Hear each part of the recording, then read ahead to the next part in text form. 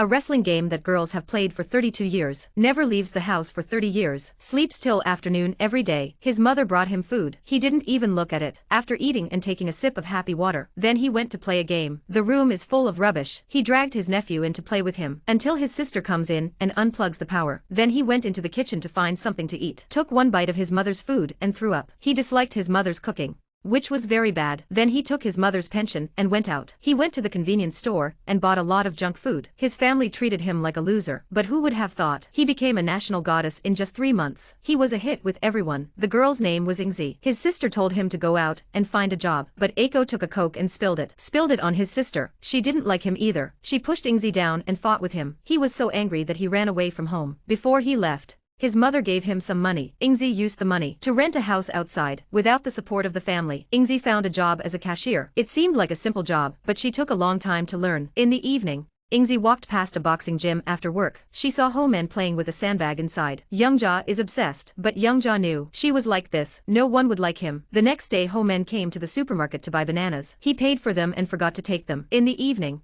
Ingzi had to bring him the bananas, but she found Homan waiting for him at the door. He had deliberately left the bananas behind, in order to ask Youngja on a date tomorrow. Youngja agrees nervously. The first date wasn't what Youngja had expected. The two of them spent the day at the zoo watching the orangutans. They didn't even say a word to each other for hours. He asked Homan why he was asking her out, but Homan said it was because you wouldn't say no to me. Ingzi didn't say much either. She stayed behind Homan the whole time. The next day Homan came back to buy bananas. He gave Ingzi 2 tickets for the whole tournament. In the evening Ingzi went to the boxing gym, but he saw that Homan had lost the match. The next day he tried to console Homan, but he found out that Homan had been fired from the gym. Yesterday was his last fight, and he gave Ingzi a leaflet. Ingzi saw the flyer. She didn't think much of it, so she enrolled in the gym, just so she could see Homan again. Her first boxing practice, her movements were awkward and sluggish. She doesn't look like someone who wants to learn boxing. In the evening, when Eiko was in the shop, she saw Homan again. He was drunk as a skunk. 2 of his colleagues carried him out. After work, Youngja found him in the rubbish and took him home. Ingzi,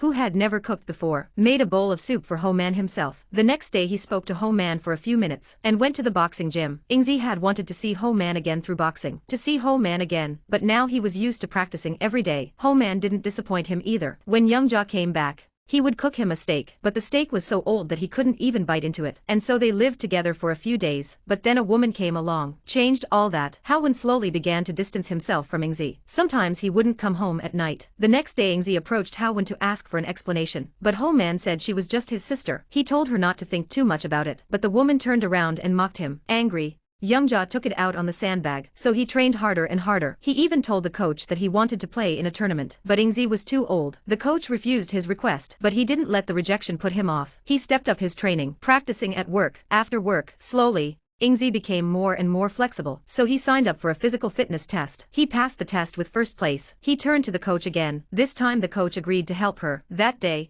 Homan saw Ingzi at the gym. He saw Ingzi swinging hard at the sandbag. He couldn't believe what he saw. He didn't even notice that the cart had been stolen. Youngja came home to find her father had arrived. Mother has fallen and hurt herself. Father wants Ingzi to go back and take care of his wife. Father also praised Ingzi for her change of heart. She has become more and more energetic. Ingzi smiled shyly too. It was the first time his father had ever complimented him. Back home, Ingzi, she learned to cook with her sister. She was busy with her family. The time was well spent. After dinner, he would play games with his nephew, but after only half an hour, she would drag her nephew to practice boxing. Back home, Ingzi didn't let up either. She was always preparing for the tournament. One day, Ingzi met Homan again when he came to buy food. He ran away. Ingzi chased after him. He hadn't exercised for a long time. Youngja caught up with him right away. She found out that Homan had broken up with a woman. He is now working as a security guard. Then Youngja invited Homan to come to her match the day after tomorrow. But Homan asks Youngja why she is practicing boxing. Ingzi doesn't answer. In the end, Homan was called to work. On the day of the match Ingzi cut her long hair, and her opponent was the reigning champion. She hadn't lost a single fight so far. Everyone thought Eiko was a sure loser. At the beginning of the match,